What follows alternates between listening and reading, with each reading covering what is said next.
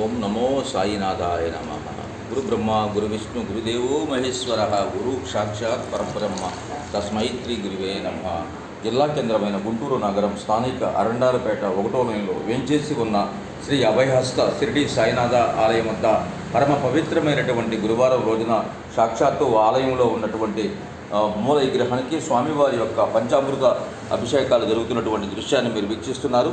స్వామి వారికి ఆవు పాలు, తర్వాత ఆవు నెయ్యి మొదలైనటువంటి ఆవు పెరుగు, పంచదార వంటి సుగంధ ద్రవ్యాలతో స్వామివారిని అభిషేకిస్తున్నటువంటి దృశ్యాన్ని వీక్షించండి. భగవంత్ అనుగ్రహంతో స్వామి పాల్గొ